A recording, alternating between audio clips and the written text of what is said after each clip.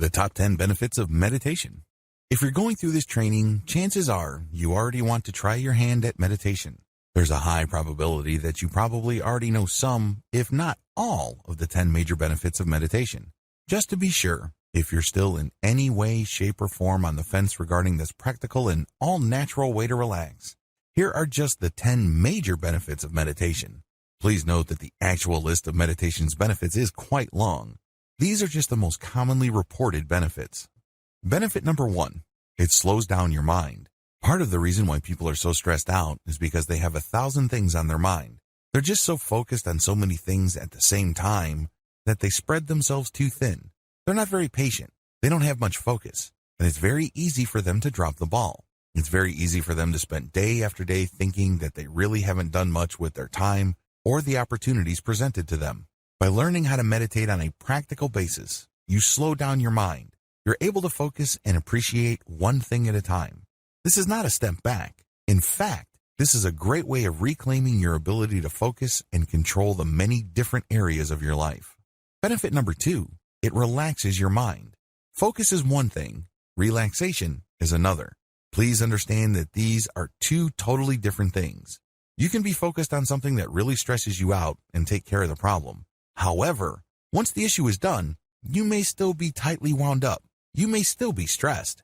Meditation enables you to completely relax your mind. It is a great way of not only taking off stress, but also relaxing your mind. You get inner peace. You get serenity. Benefit number 3, it relaxes your body. There's a tight connection between your body and your mind. The less stressed your mind becomes, the more relaxed your body gets. These two are strongly tied to each other. By working on your mind, you go a long way in relaxing physically. Benefit number 4, you gain perspective. Part of the reason why people are so stressed is because they think that they're jumping from one emergency to another. They are literally caught in the end of the world every single crisis. It's as if they're putting out one fire after another. Well, it turns out that most, if not all, of the things that you're stressed about are nothing to stress out over. In the big scheme of things, they are really small potatoes. When you adopt a daily or consistent meditation practice, you get to see the big picture. Gaining perspective enables you to achieve some level of inner peace. Benefit number 5, you create distance between your emotions and your perception. One of the most common symptoms of stress is when everything seems to revolve around who you are, your personal value, and your goals in life.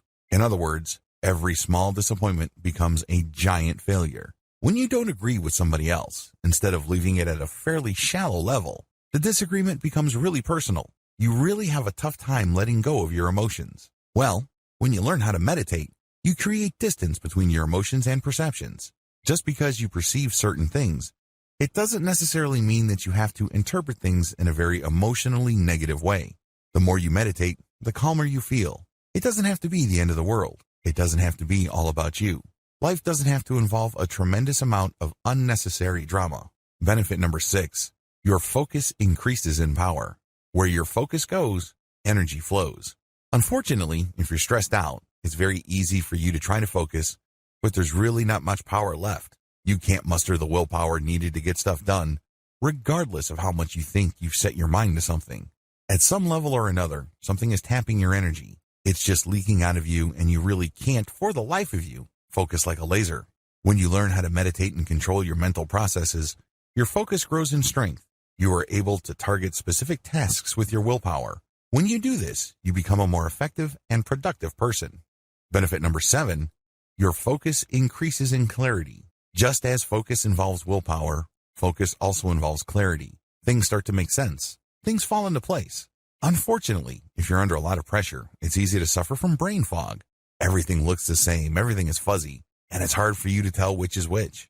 You don't even know what your priority should be or not.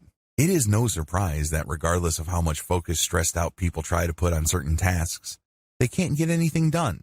It's as if they try to impose their willpower to do certain things, but it turns out that they're doing the wrong things at the wrong time to produce the wrong results. They end up chasing their tails. When you meditate, your focus not only grows in strength, but it also grows in clarity. You start using your values as your filter as to what to focus on. This can have a tremendously positive result on your productivity as well as your sense that you're able to make things happen in your life. Benefit number 8, it lowers your blood pressure. In research study after research study, Scientists have discovered that consistent meditative practice actually lowers blood pressure. This is a big deal because there is a cardiovascular disease epidemic in the United States and other developed nations. As people live more and more sedentary lives, heart-related issues are killing more and more people. If you meditate, you tend to naturally lower your blood pressure, and this can possibly prolong your life. Benefit number 9. It can speed up emotional healing. If you have a tough time forgiving people, by learning how to meditate, you can gain emotional distance from painful or anger-induced memories. Sooner or later, you are able to see things in perspective, and this puts you in a position to forgive. Now, this doesn't necessarily mean that if you meditate, you will automatically forgive people who you feel have done you harm. That will still be your choice. However, when you meditate, you start viewing things in perspective, and it's more likely that, if you want to, you can forgive and move on. This can go a long way in helping you heal emotionally. Benefit number 10, can bolster psychological repair. I wish I could tell you that all of us came from ideal childhoods. I wish I could tell you that we all had great pasts, and that we've always hung out with great people and we've always had amazing times. It would be awesome if we all came from nurturing, loving relationships and families. Unfortunately, that's not true. There are a lot of us who have suffered psychological wounds and are having a tough time recovering. When you meditate, you tend to gain perspective. This enables you to put yourself in the position to start looking at the past as well as the present consequences of your past with a fresh set of eyes. If you feel that you've been victimized, if you feel that you've been harmed in the past, it doesn't necessarily mean that you have to continue looking at yourself the same way. Again, just like with speeding up emotional healing, meditation only puts you in this position. You still have to choose this benefit. This doesn't happen automatically. Keep the 10 benefits above in mind if you're still hesitating or feeling apprehensive about meditation. While it is a commitment, please keep in mind that in most cases, its advantages definitely outweigh whatever real or imagined disadvantages people may see with a meditation practice. Practical versus esoteric meditation. In the first video of this training, I outlined the common myths that tend to hold people back from adopting a personal meditation practice. It really all boils down to a sense that meditation is somehow, some way religious, mystical, or some sort of superstitious practice. We live in a very secular time. We'd like to believe that we are guided by reason and science. Given this context, it is entirely understandable why people have second thoughts about meditation. A lot of this really flows from the dichotomy between practical and esoteric meditation. Esoteric meditation is really the historic practice of meditation. In this context, meditation is practiced in connection with some sort of higher religious goal or some sort of mystical objective. If anything, meditation is not the centerpiece.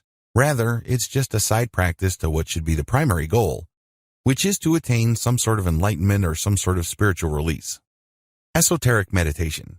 Esoteric meditation is rooted in Eastern philosophy. The whole idea of Eastern philosophy is that life is suffering, or that there is such a thing as karma and eternal rebirths. The whole point of any kind of spiritual exercise is to gain a perspective that enables people to break out of this eternal series of birth, suffering, death, and rebirth. Meditation has historically been associated with this thinking because meditation is one practice that enables people to start seeing life from a completely different perspective. This would enable them to think, talk, and behave differently enough for them to break the pattern of karma or the attachment that keeps them trapped in that mystical circle of birth and rebirth. As you can tell, this involves a tremendous amount of religious and spiritual concepts. There is chanting. People who practice meditation in this context say Om, Om, or they use some sort of spiritual mantra. They also engage in yoga and other physical exercises that have spiritual connotations. Practical meditation. Practical meditation simply strips away all the esoteric, religious, spiritual, and mystical layers of meditation. Instead, it looks at the meditative practice based on the core mental processes that enable people to self-repair to such an extent that they do not go crazy. In other words, instead of dwelling on the surface differences, practical meditation goes to the structural components of the meditative act itself and strips away anything that is unnecessary. It also focuses on one non-religious, non-spiritual, or non-mystical goal, which is to achieve focus in the present moment. We're not even talking about peace. We're not even talking about some sort of inner serenity, harmony, and what have you. Although those emotional states and experiences can and do happen, practical and fully secular meditation is all about achieving some sense of mental clarity in the here and now. There's no past to worry about and no future to obsess over. The bottom line with practical meditation basically strips away all that is extra or historic and cultural about meditation. It goes to the basics. The basics really boils down to learning how to focus on the present moment. Nothing before, nothing after. It's all about right here, right now. Using that, we get a tremendous amount of benefits, as outlined in video 3. The SEAL Quick Stress Relief. Starting with this video, I'm going to lay out the different purely secular methods of achieving a meditative state. Now, a lot of people might argue whether these methods are classical meditative techniques.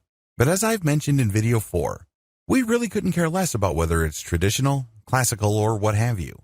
Instead, our focus is to learn the basic practical, doable techniques that enable people to focus on the present moment. This is the key to relieving stress and removing unnecessary life pressures. The first method I'm going to teach you is the SEAL Quick Stress Relief Method. This method was pioneered for the U.S. Navy SEAL program.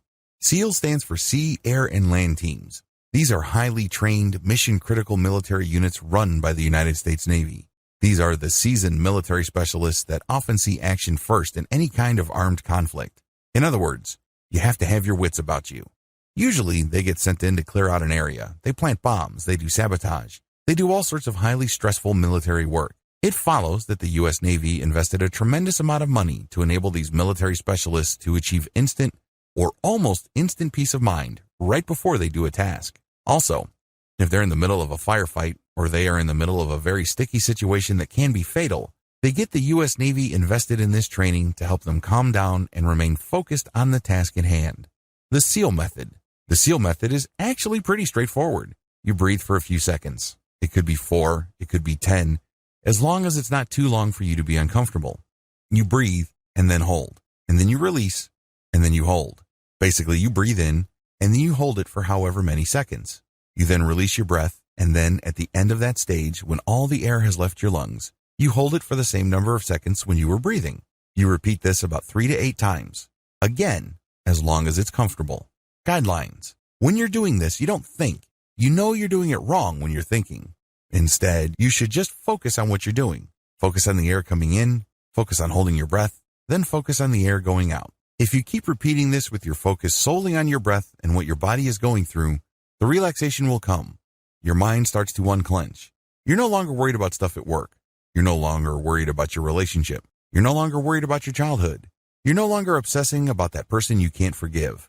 None of that matters. Instead, you focus on the here and now. That's when the relaxation comes. Ideally, you should start with the SEAL method for quick stress relief. This is the easiest meditation method and it delivers the quickest results. Once you learn to de-stress using this technique, you should then go deeper by adopting the methods described in the following videos of this training. Counting your breath. With this method, you're just going to focus on your breath and nothing else. By doing this, you achieve a tremendous amount of relaxation. If you practice this long enough, you can achieve a very deep and abiding sense of inner peace. It's fairly straightforward.